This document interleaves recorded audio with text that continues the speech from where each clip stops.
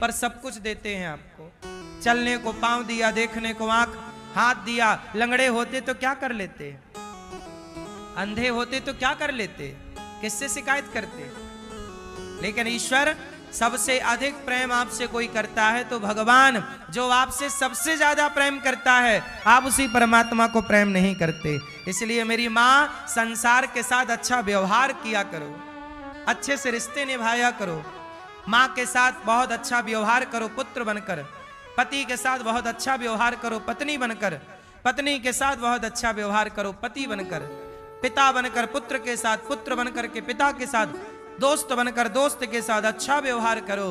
लेकिन प्रेम केवल भगवान से करो। संसार को व्यवहार से मतलब है, आप भगवान से केवल प्रेम करिए।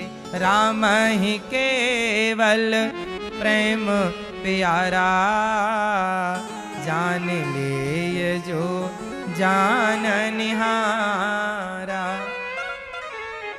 भरत जी अयोध्या का राज सिंहासन छोड़कर गए और राम जी के चरणों में चित्रकूट में जाकर खड़े खड़े गिर गए। राम, मेरी मां ने आपको वनवास भेज दिया, प्रभु क्षमा कर दीजिए। प्रेम किसे कहते हैं? जहां स्वार्थ जीरो हो। प्रेम कब हो सकता है साहब, ये बताओ। प्रेम तब समझिएगा जब स्वार्थ शून्य हो। भरत जी बताओ राम से क्या चाहते थे, उत्तर दो। भरत जी की मां ने तो भरत को अयोध्या का सिंहासन दे दिया था, हाँ या ना? भरत जी को अयोध्या का क्या मिल गया? राज तिलक, राजा बन जाओ। दशरथ जी चले गए, दशरथ जी की जगह भरत जी बैठो और राज करो, राज करो। मां ने क्या दिया बेटे भरत को? राज, अयोध्या का सिंहासन। लेकिन धन्य है भरत जी, अयोध्या के सिंहासन में तनिक भी मन ना लगाकर वनवासी राम के पास दौड़ कर जाते हैं चित्रकूट, और अयोध्या का सिंहासन त्याग कर राम के चरणों में जाकर गिर जाते हैं। ये प्रेम है, बोलो हाँ। ये प्रेम जब अनंत हो गया तब राम राम संत हो। प्रेम जहां होगा ना मेरी मां, वहां स्वार्थ ना होगा, और जहां स्वार्थ है वो प्रेम नहीं। ये समझो, इसलिए कहता हूं भगवान से प्रेम करो। और जहां प्रेम करोगे ना तो फिर भगवान चाहे सुख दें या दुख दें, हानि दें या लाभ दें, जीवन दें या मरण दें, सम्मान दें या अपमान दें, बिना शिकायत के ईश्वर का हर प्रसाद स्वीकार होना चाहिए। वही है प्रेम। आप कहते हो कि भगवान से हम प्रेम करते हैं, लेकिन भगवान यदि आपको जरा अपमान दे दें तो आप कहोगे लो भगवान हमने आपकी इतनी पूजा की, देखो हमारे को लोग ऐसा कह रहे हैं। आजकल लोग क्या कहते, गुरुजी हम सबके साथ अच्छा करते हैं, हमारे साथ भगवान बहुत बुरा करते हैं। ये सवाल 98% लोगों का है। क्या बोलते हैं लोग, हम सबके साथ अच्छा करते हैं पर भगवान हमारे साथ, बोलो ये प्रश्न होता है कि नहीं कि हमारे साथ बुरा होता है? अच्छा एक बात बताओ, फिर से एक बार कंफर्म कराओ, आप में से कितने लोग भगवान से प्रेम करते हैं? अब हाथ नहीं उठा रहे हो, उठा लो, कुछ नहीं कहेंगे।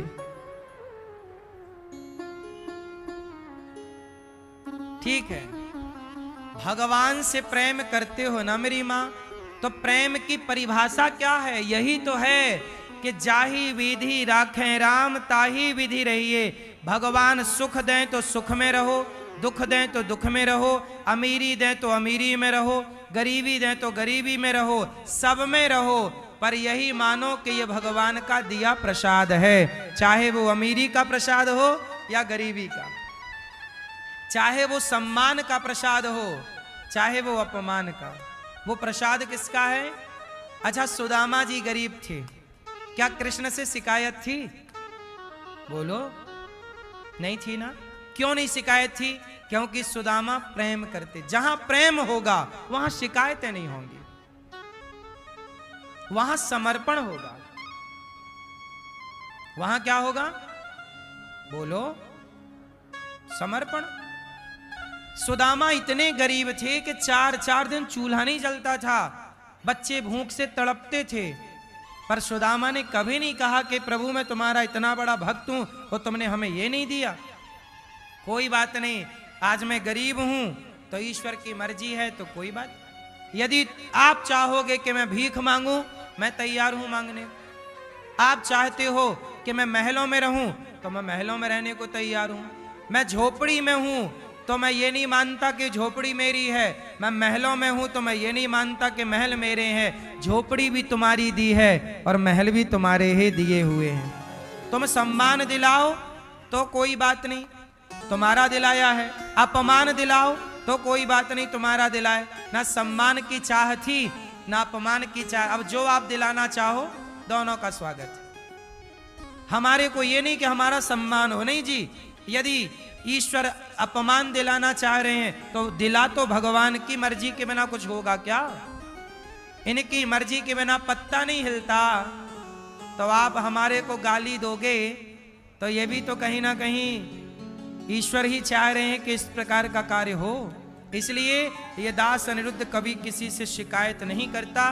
भगवान जो देते हैं हम उस हाल में प्रसन्न रहते हैं। तेरे फूलों से भी प्यार, तेरे कांटों से। यही है प्रेम। जहां प्रेम होगा वहां सब कुछ स्वीकार होगा। हम बचपन में भीख मांगा करते थे गांव में।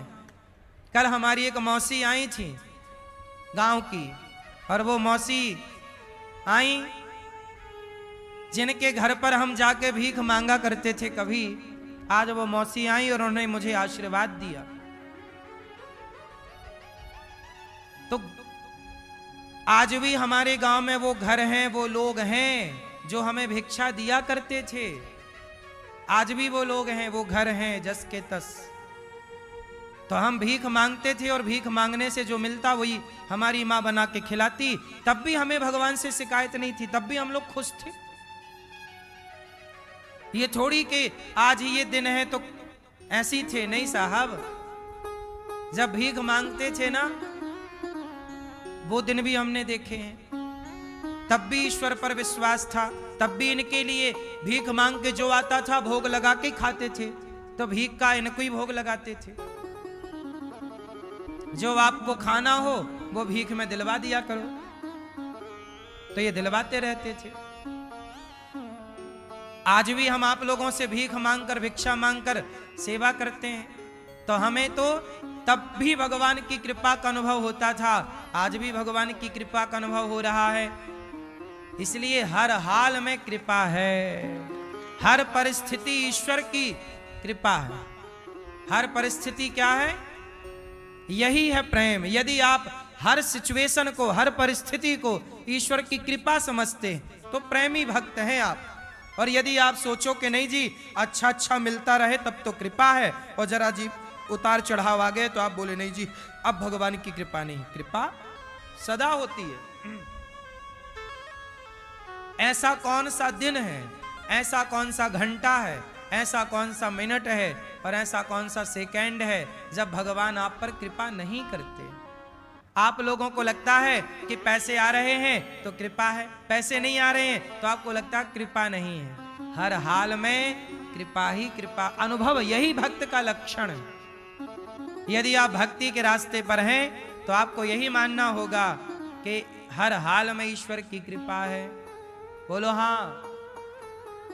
हम स्वस्थ हैं ये भी कृपा है, और हम बीमार हैं तो ये भी कृपा है। दवाई कराओ, इलाज कराओ, पर फिर भी तुम्हारे शरीर में कोई दर्द है तो उसे ऐसा समझो कि ये मेरे किसी जन्म का पाप है जो दर्द बन के मिल रहा है।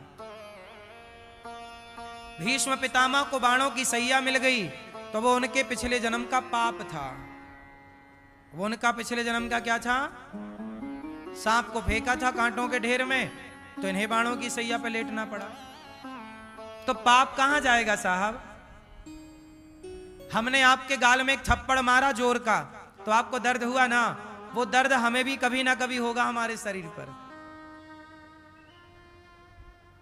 हमने आपको रुलाया है ना तो हम भी रोएंगे कभी, क्योंकि कहीं ना जाएगा। जो किया है वापस आना है। तुमने किसी को मूर्ख कहा, तुम्हें भी मूर्ख कहा जाएगा। तुमने किसी को गधा कहा, तुम्हें भी कोई गधा कहेगा। देख लेना, ये बिल्कुल वही शब्द तुम्हारे लिए प्रयोग होंगे जो तुमने दूसरों के लिए किए। तुम किसी का बिगाड़ो, तुम्हारा ना बिगड़े तो कह देना, और तुम किसी का सुधारो, तुम्हारा ना सुधर जाए तो कह देना। तुम किसी की थाली की रोटी छीन लो, तुम्हारी ना छिन जाए तो कह देना, और तुम किसी की थाली में रोटी दे दो, तुम्हारी थाली पे ना जाए तो कह देना। साहब, आपको क्या लगता है जिस परमात्मा ने इतना प्रपंच संसार बनाया है, क्या वो हिसाब ना रख रहा होगा तुम्हारे हर सेकंड का? इसलिए साहब, अपने बुरे कर्म करने से डरो, क्योंकि ये कर्म जो तुम कर रहे हो ये तुम्हें वापस मिलना है और कहीं ना जाए। हमारा कर्म हमारा कभी पीछा नहीं छोड़ता। बोलो हाँ कि ना। इसलिए मेरी माँ, भला की जय भला होगा, बुरा की जय बुरा होगा। भला की जय होगा, बुरा की जय बुरा होगा। वही लिख लिख कर क्या होगा, यही सबको चुकाना है। वही लिख लिख कर क्या होगा, यही सबको चुकाना है।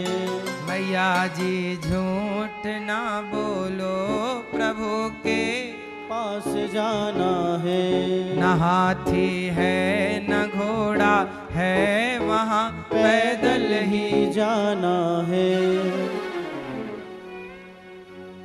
कर्मन की गति न्यारी भैया, कर्मन की गति न्यारी। इसलिए मेरी माँ, भगवान की भक्ति कैसी हो? निष्काम। भगवान जो दे रहे हैं हर हाल में ईश्वर की याद में रहिए। हे प्रभु, आपका हर हाल में धन्यवाद दीजिए। सुख आए तो बेटा आ गया तो धन्यवाद दीजिए, बेटा चला गया तो धन्यवाद दीजिए। क्यों? चला गया तो रोइए, तो रो के क्या पाओगे? आ जाए बेटा रोने से तो आओ, हम सब रोते हैं। यशोदा मैया रोने लगी, कन्हैया चला गया तो नंद बाबा बोले काहे रोती हो? जितना टाइम था उनकी कृपा हुई तो हो गए, वरना हमें तो इतना भी दर्शन ना होता। एक मैया मेरे पास आई, वो रोने लग गई, बोले बेटा मेरा जवान 25 साल का बेटा मर गया, मृत्यु हो गई। और जानते हो कब हुई? कि बेटे की शादी लग गई, तारीख पक्की हो गई, 16 तारीख की शादी थी और तैयारियां हो गई, निमंत्रण बट चुका, लड़की वालों की तरफ से, लड़का वालों की तरफ से, सब हो गया। 16 तारीख की शादी थी और 10 तारीख को बच्चे को ना जाने क्या हो गया, मृत्यु हो गई। शादी के कुछ दिन पहले। अब सोचिए उस मां को कितना कष्ट हुआ होगा, जो बेटे के दुल्हा बनने की ड्रेस तक आ चुकी हो, पगड़ी आ चुकी हो, तैयारियां हो चुकी, वो मां कितना रोएगी। रोती रोती वो मेरे पास आई, रोने लग गई, बोले भगवान ने मेरे साथ इतना बुरा क्यों किया? मैंने कहा मैया भगवान ने कहां बुरा किया? बोली 25 साल का जवान बेटा क्यों छीन लिया भगवान ने मेरे से? मैंने कहा मां, आप कहती हो कि 25 साल का बेटा ईश्वर ने छीन लिया, आप ये भी तो सोचो कि आपको बच्चा हो नहीं रहा था, आपके भाग्य में बच्चा था ही नहीं, लेकिन आपके भक्ति और प्रेम के कारण परमात्मा ने सोचा कि इसके भाग्य में बच्चा नहीं है, पर चलो 25 साल के लिए से पुत्र का सुख देता हूं। तो आपके भाग्य में जो था ही नहीं, आपके भक्ति और भजन के बल पर परमात्मा ने भाग्य बदला और 25 साल तक आपको पुत्र का सुख दिया। जो सुख दिया उसके लिए तुम ईश्वर को धन्यवाद नहीं दे रही हो, चला गया तो आप रो रही हो। हम ये भी तो सोच सकते हैं कि प्रभु आपका धन्यवाद, इतने वर्षों के लिए आपने हमें पुत्र दिया, पति दिया। अब विवाह के 4 दिन बाद किसी का पति मर जाता है, लेकिन किसी का पति 50 साल बाद मरता है। तो 50 साल बाद जिसका पति मरा वो रो रही है मैया कि पति चला गया, हे भगवान मैंने तो तेरी इतनी पूजा की, अरे मेरी माँ 4 दिन बाद चला जाता तो क्या कर लेती, परमात्मा ने तुम्हें 50 साल के लिए दिया था ना, इतने वर्ष रहे ना साथ में, ये तो मृत्यु लोक है, मरना पड़ेगा, तो हर बात की शिकायत क्यों, ईश्वर का किस बात के लिए आप लोग धन्यवाद देते हैं, कभी किसी बात का धन्यवाद भी दिया करो। धन्यवाद हर हाल में देना, यही ना मीराबाई के पति मर गए, देखो भक्त कैसा होता, मीराबाई के पति मर गए, लोग बोले मीरा रो, थोड़ा रो लो, क्यों रोए, बोले आपके पति की मृत्यु हो गई। मीराबाई बोली मेरा पति कभी मर ही नहीं सकता, क्यों, बोले भोजराज तो मर गए, नहीं मेरे पति की मृत्यु नहीं हो सकती, मेरे पति तो ऐसे बरकूं क्या बरूं जो जन्मे और मर जाए, बरिए बर गोपाल को मेरो चुनरो अमर कर जाए। मेरा पति तो गिरधर गोपाल है, मरेगा ही नहीं। देखो जरा, संसार में रहो पर संसार के लोगों के बनकर नहीं, संसार में रहकर भगवान के बनकर के रहो। हम किसके हैं, बोलो हम किसके हैं, हाँ हम किसी भी देश में जाएं रहेंगे भारत के, हम अमेरिका जाएं, ऑस्ट्रेलिया जाएं, लंदन जाएं, जर्मनी जापान जाएं, कहीं भी जाएं पर रहेंगे कहाँ के, भारत के बनकर के जाएंगे, भारत के रहेंगे। उसी तरह आप कहीं भी रहो, संसार के लोगों के बीच में रहो पर भगवान के बनकर रहो। हे प्रभु गोविंद सहारा तेरा है, इसलिए गोपियां सच्ची भक्त हैं, भगवान के लिए रोती हैं और कहती हैं हम मर जाएंगी। क्यों मर जाओगी, अब तेरे बिना कैसे जिए गोविंद। फूलों में कलियों में सपनों की गलियों में तेरे बिना कुछ कहीं ना। हे कन्हैया हे मोहन तेरे बिना भी क्या जीना, ओ कान्हा रे। प्रेम के उस रज में नाचने लगे, प्रेम रज को, गोपियों के चरणों की रज को उठाकर उद्धव जी माथे से लगाने लग गए।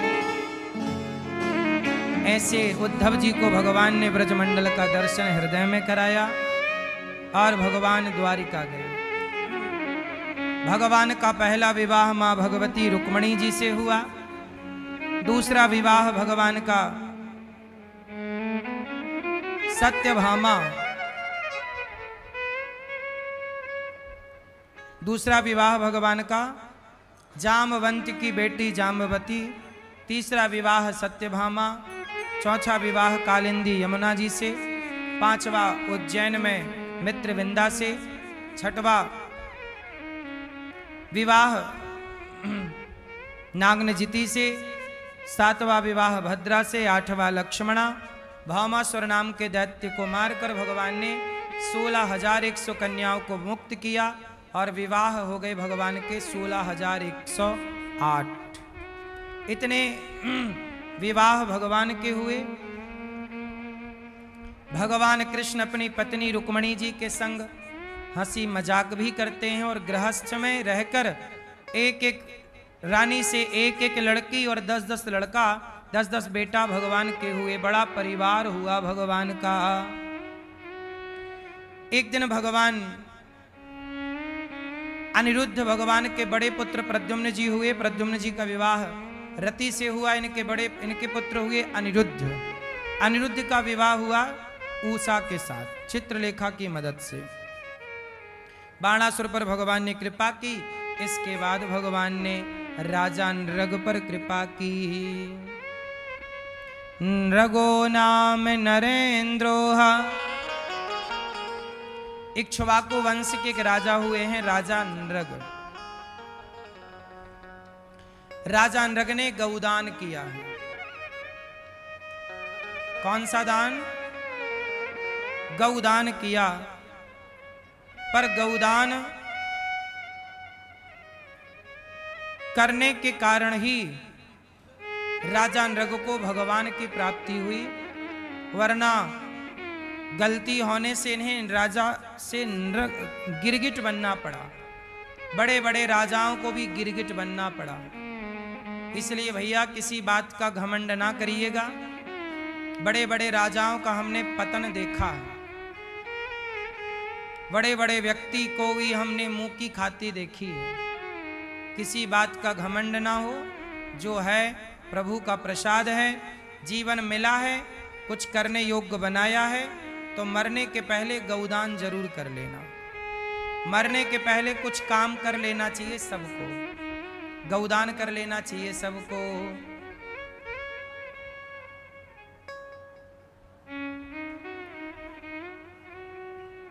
मरने के पहले क्या करना चाहिए?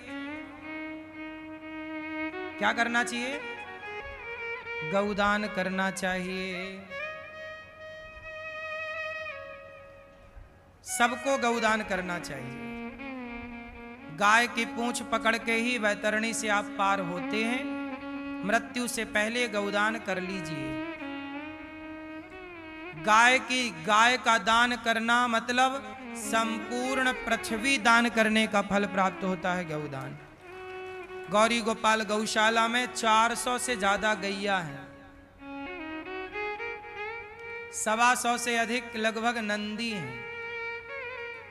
आप भी गौदान करें,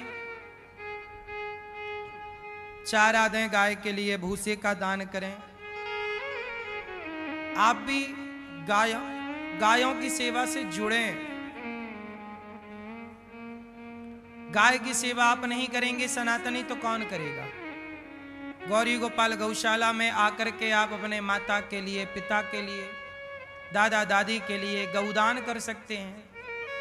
रोटी का सहयोग कर सकते हैं कि हमारी तरफ से एक रोटी रोज की गाय को, चारे का सहयोग, भूसे का सहयोग। भगवान ने गौदान के बल पर राजा नृग को दर्शन दिया। इसके बाद भगवान पौंड्रक काशीराज द्विविद पर भगवान कृपा करते हैं। जरासंध के जेल से 20,800 राजाओं को भगवान ने मुक्त किया। एक बार भगवान ने धर्मराज युधिष्ठिर ने यज्ञ करना चाहा, राजसू यज्ञ, पर सारे राजाओं को जीतना होता उसके लिए, तो सारे राजाओं को तो जीत लिया, पर जरासंध बड़ा बलवान था। तब जरासंध से भीम भैया की लड़ाई हुई और जरासंध ने भीम भैया को इतना मारा कि भीम भैया एक दिन झोला तैयार करके जाने लग गए। भगवान बोले, भीम भैया क्या हुआ? बोले, आप तो बैठे मजा लेते हो, ये हमें मारता है। तो भगवान बोले कि भैया जब आप लड़ते हो जरासंध से तो आप हमें क्यों नहीं देखते? तो बोले, एक दिन और लड़ लो। तो लड़ाई जब हुई भीम भैया की, जरासंध से युद्ध हुआ। युद्ध कौन सा हो रहा था? मल्ल युद्ध, अखाड़ा। तो भीम भैया बहुत मारे पर वो मरे ही ना। जरासंध बड़ा पावरफुल था, बलवान था। तब भगवान ने इशारा किया, एक तिनका को लिया और तिनके को भगवान ने बीच से फाड़ा और एक भाग इस तरफ फेंका, एक भाग इस तरफ फेंका।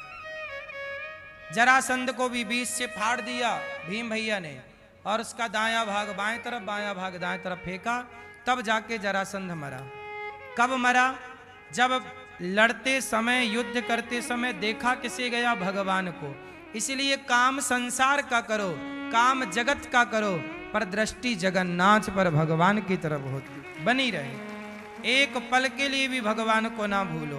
बोलो, हे नाथ मैं आपको कभी भूलू नहीं। सदा भगवान को याद रखो, सदा भगवान को याद। काम करिए, काम करने को मना ही नहीं है, काम करिए, पैसे कमाइए, पर काम करते समय याद भगवान को बनाए रहे। भूल जाना पाप है। जरासंध को भगवान भीम भैया ने मार दिया। कब मारा? जब दर्शन भगवान का किया। तो दृष्टि ईश्वर पर रखोगे तो हर लड़ाई जीत जाओगे। अर्जुन के आगे कृष्ण बैठे हैं, दर्शन भगवान का हो रहा, लड़ाई जीत गए। आप परेशान व्यर्थ में ही होते हो। अब सौंप दिया इस जीवन का, ये सूत्र जीवन में उतार दो, सब सौंप दो। ये आता है ना आप लोगों को, अब सौंप दिया इस जीवन का,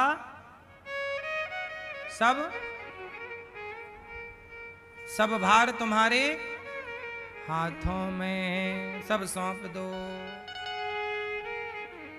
फिर निश्चिंत हो जाओ। हाँ, इसके बाद भगवान ने जरासंध के उद्धार के बाद शिशुपाल पर कृपा की। शिशुपाल भगवान को रोज गालियां देता था, सिर काट दिया भगवान ने, उद्धार किया। धर्मराज युधिष्ठिर का यज्ञ पूरा हुआ। साल्व और दंतवक्र को भगवान ने मार गिराया। भगवान देखो अपने भक्तों पर बड़ी करुणा करते हैं। भगवान के एक परम भक्त थे, सुदामा उनका नाम था। क्या नाम था? सुदामा। सुदामा जी कृष्णस्यासीत् सखा कश्चित् ब्राह्मणो ब्रह्मवित्तमः विरक्त इंद्रियार्थेषु प्रशांतात्मा जितेंद्रिय। सुदामा जी परम भक्त थे, गरीब ब्राह्मण हैं, पढ़ाते हैं सुदामा जी गुरुकुल में, और पढ़ाने का कोई शुल्क नहीं लेते। पहले के जमाने में शिक्षा कैसी थी? बोलो, निःशुल्क थी।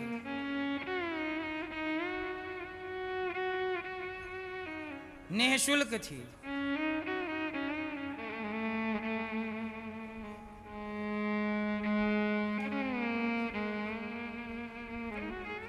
गौरी गोपाल गुरुकुल है। गौरी गोपाल गुरुकुल में 150 बच्चे पढ़ते हैं और सारे बच्चे निःशुल्क पढ़ते हैं। आज भी यहां बच्चे पढ़ते हैं। बताओ, ये राष्ट्र की सेवा है या नहीं? ये समाज की सेवा है या नहीं? बोलो हाँ। समाज की सेवा ही राष्ट्र की सेवा है। गौरी गोपाल गुरुकुल में 150 बच्चे पढ़ते हैं। आप देख सकते हैं, ये बच्चे देखो टीवी पर, ये गौरी गोपाल गुरुकुल के बच्चे, 150 बच्चे। इन बच्चों का रहना, खाना, पढ़ना, लिखना फ्री है। अलग अलग क्लासें चलती हैं। ये 1 क्लास के बच्चे हैं, ऐसे 2 क्लास और हैं। तो गौरी गोपाल गुरुकुल में बच्चों का रहना, खाना, पढ़ना, लिखना सब निःशुल्क है। आपसे मेरी इतनी सी प्रार्थना है कि ये बच्चे हैं, किसी के पिता नहीं है, किसी की माँ नहीं है, बिल्कुल गरीब परिवार से बच्चे हैं। आप भी इन बच्चों की शिक्षा में सहयोगी बने और आप थोड़ा थोड़ा साथ दें। ये दास अनिरुद्ध आप लोगों से भिक्षा मांग मांग कर सेवा करता है गौरी गोपाल गुरुकुल की। अभी मैं एक स्कूल बनाने जा रहा हूं, कक्षा 1 से लेकर 12वीं तक, जहां बच्चों को CBSE बोर्ड की पढ़ाई निःशुल्क कराई जाएगी। शिक्षा निःशुल्क होगी। क्या होगी? शिक्षा कैसी होगी? कक्षा 1 से लेकर 12वीं तक बच्चों को। अब मैं चाहता हूं कि मैं एक स्कूल बनाऊं, बच्चों को पढ़ाऊं। अभी भी बच्चे पढ़ रहे हैं गुरुकुल में, पर वो स्कूल बनाने में ना करोड़ों का खर्चा है भैया। और ये दास तो ठहरा भिखारी। आप सब साथ देंगे तो स्कूल बनाकर इस देश को शिक्षा, हम केवल शिक्षा के लिए स्कूल नहीं बनाना चाहते, क्योंकि शिक्षा के लिए बनाते तो शिक्षा तो है हमारे देश में, हमें जरूरत नहीं थी। पर आज सबसे ज्यादा जरूरत है शिक्षा के साथ साथ संस्कारों की। तो हम एक ऐसा स्कूल चाहते हैं जो CBSE बोर्ड का हो, पर शिक्षा के संग हम संस्कार भी दें बच्चों को। क्या देना जरूरी है? आप बताइए, शिक्षा से काम हो जाएगा कि संस्कार चाहिए? बिना संस्कार के परिवार में खुशहाली नहीं होगी। शिक्षा पैसा दे सकती है आपको, पर संस्कार शांति देता है। आप लोग कहते हो ना पैसा है महाराज जी पर शांति नहीं है, क्योंकि शांति संस्कारों से मिलती है। आज की युवा क्या है, शिक्षित हैं पर आज संस्कारी नहीं है। संस्कार क्या है? भ्रष्टाचार करना ये संस्कार है या ये शिक्षा है? भ्रष्टाचार करना संस्कार है कि शिक्षा है? बोलो बोलो। आज जितने शिक्षित लोग हैं सबके लिए बोल नहीं रहे हैं हम, कुछ परसेंट कुछ लोग। आज कुछ लोग शिक्षित हैं पर भ्रष्टाचार कर रहे हैं। अब बताइए ये भ्रष्टाचार करने वाले लोग संस्कारी हैं? बोलो। संस्कारी व्यक्ति अपने राष्ट्र से गद्दारी ना करेगा, और भ्रष्टाचार देश से गद्दारी ही है। इसलिए आप कैसा देश चाहते हैं?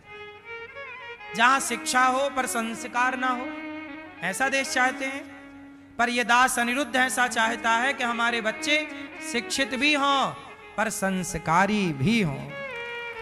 ऐसे बच्चे हों कि वो अपने माता पिता को घर से ना निकालें, शिक्षित हों, मंगल तक जाएं, साइंटिस्ट बने, पर वो अपने माँ बाप की इज्जत करें। इंजीनियर बने, आईटी सेक्टर में जाएं, सॉफ्टवेयर इंजीनियर बने, पायलट बने, जज बने, एडवोकेट बने, सब बने, पर माँ बाप का सम्मान, बुजुर्गों का सम्मान, भारत की संस्कृति का सम्मान हो। बोलो हाँ। आज शिक्षा के नाम पर फूहड़ता घुस गई है मेरी माँ। गा से गधा पढ़ रहे हैं बच्चे, गा गधे का। जबकि देश में गणेश चतुर्थी को गणेश जी बिठाकर हम सब गणेश जी की पूजा करते हैं, तो भारत में गा से गधा क्यों? गा से गणेश होना चाहिए। मां से मछली क्यों? मां से मंदिर होना चाहिए। ए से एप्पल क्यों? ए से अर्जुन होना चाहिए। बी से बॉल क्यों? बी से बलराम होना चाहिए। हाँ?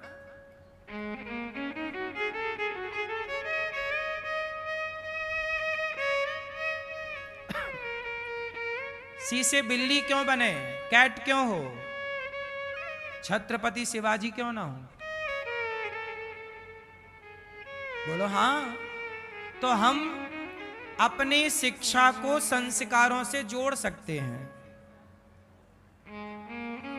नहीं जोड़ सकते? इसलिए ये दास अनिरुद्ध ऐसी शिक्षा चाहता है। मैं खुद एक ऐसा स्कूल बनाऊं, ऐसा मेरा विचार है। भगवान की प्रेरणा और कृपा से आप सबका यदि आशीर्वाद और साथ रहा तो ये दास इस भारत की शिक्षा को बदलने के लिए, बदलाव क्या, शिक्षा को संस्कार युक्त बनाने के लिए ये बदलाव आप लोग साथ दें तो एक स्कूल बनाऊं। आप भी उस स्कूल के निर्माण में एक क्लासरूम आप बनवा के दे सकते हैं। बड़ा काम है मेरी माँ। जब तक आपका सहयोग और आशीर्वाद नहीं होगा ये सब चीजें संभव नहीं होंगी।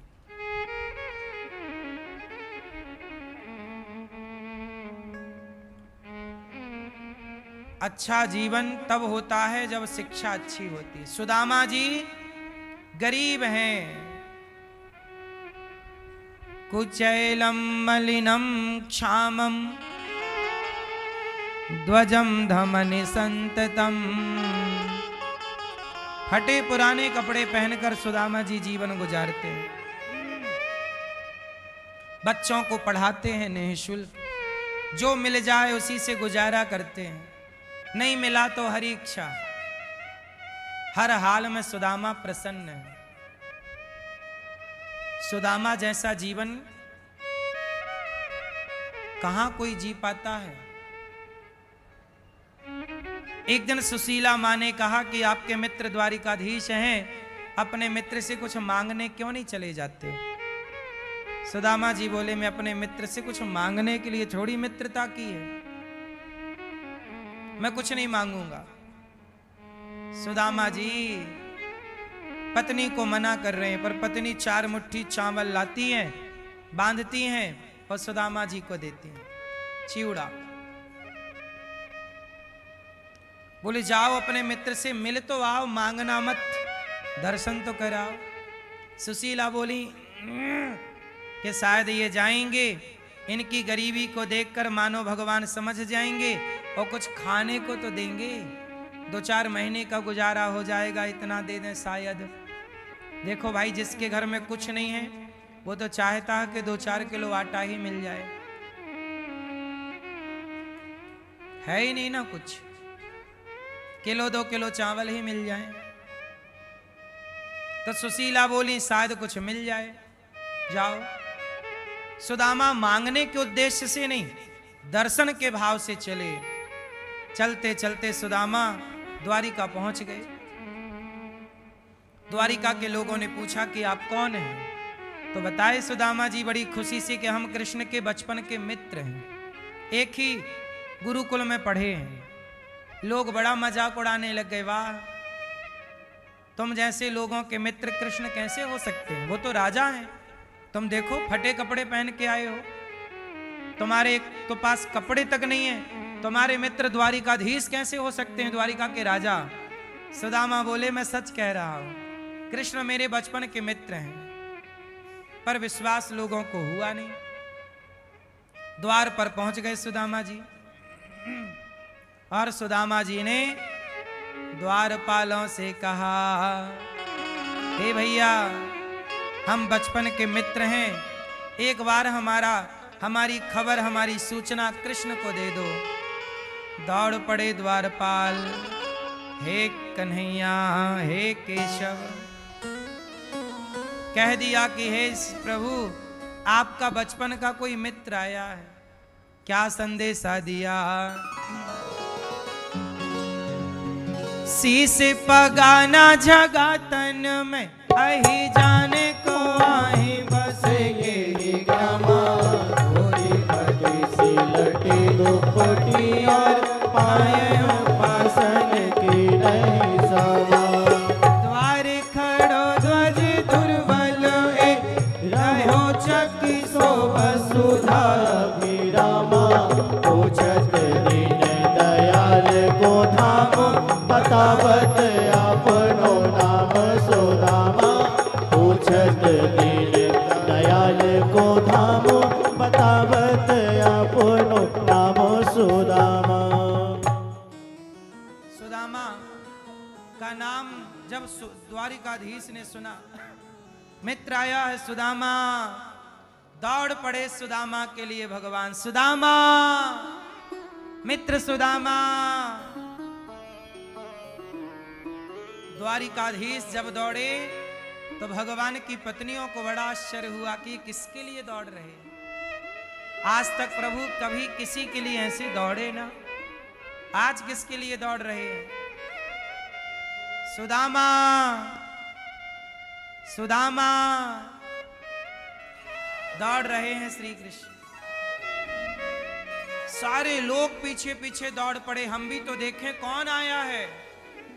कभी इंद्र आए तो ऐसे ना दौड़े, ब्रह्मा आए तो ऐसे ना दौड़े, कौन आ गया? सुदामा सुदामा।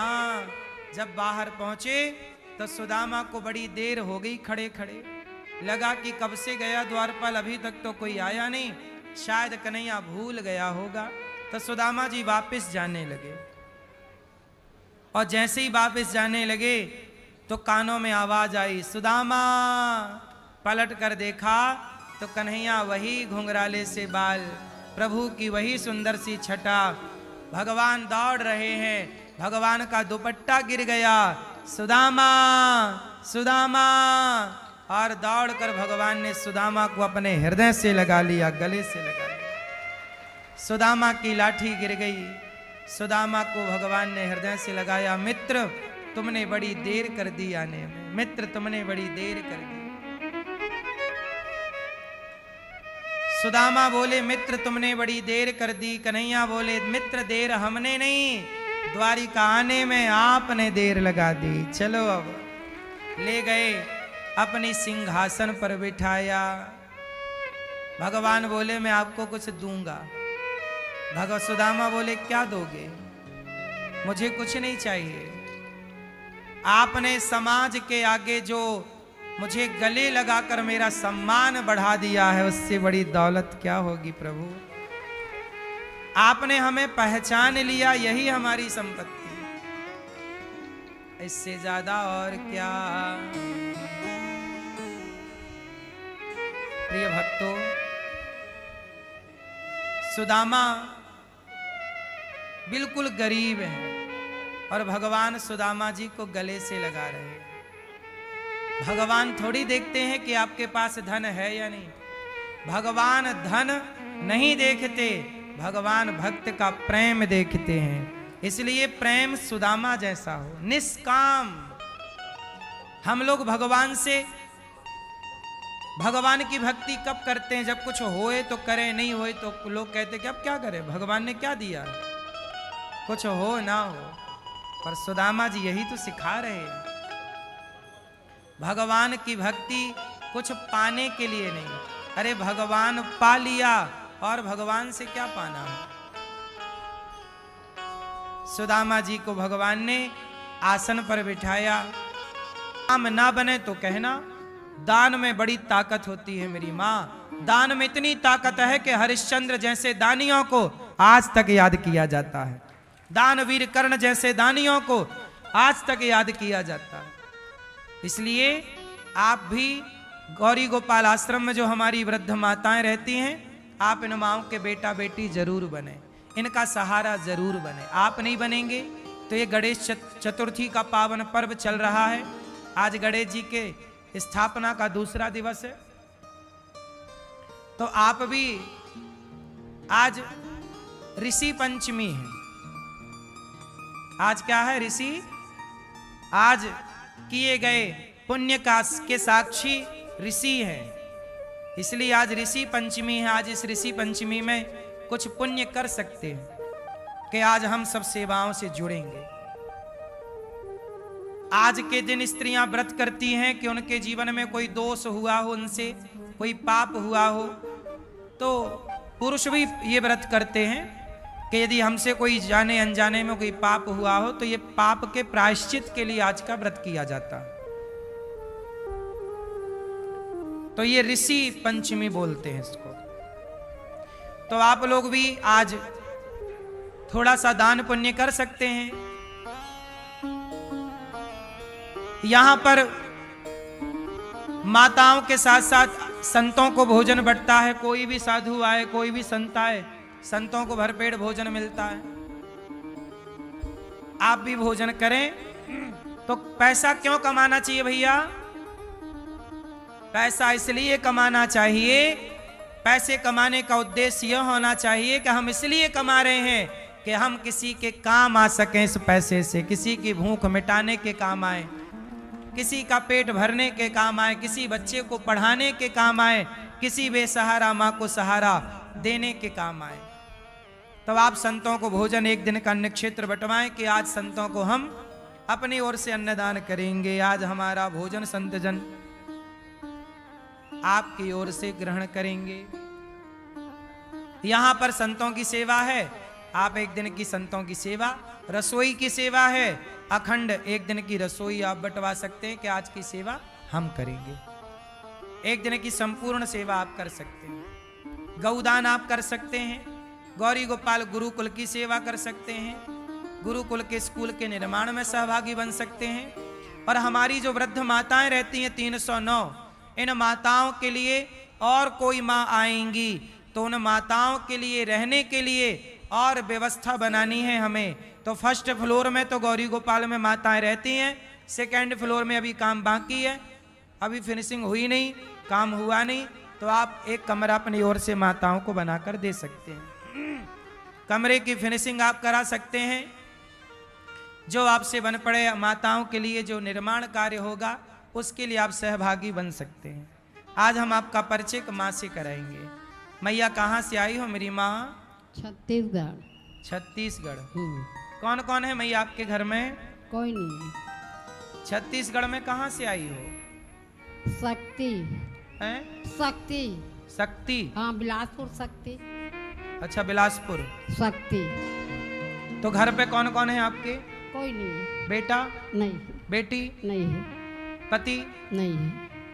और भाई नहीं है, बहन, वो भी नहीं, माता पिता भी नहीं।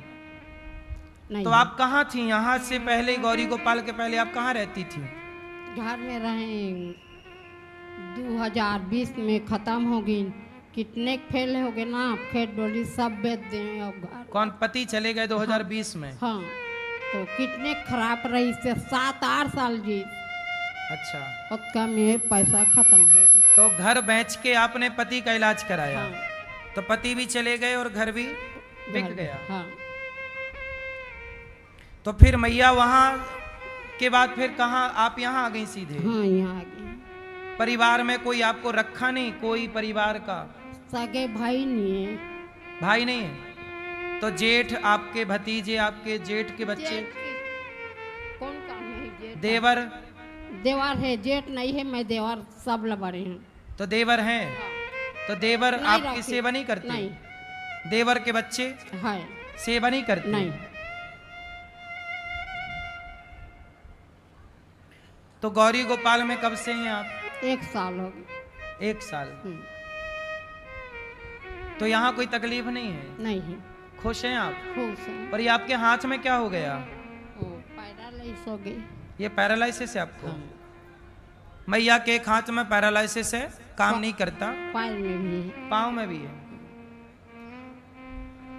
और ये मैया यहीं रहती है, इनकी दवाई होती है यहाँ पर, इनका इलाज होता है, समय से इनको भोजन, दूध, चाय, नाश्ता जो आप सब सहयोग करते हैं। देखो ये माँ का कोई नहीं है, बेसहारा है।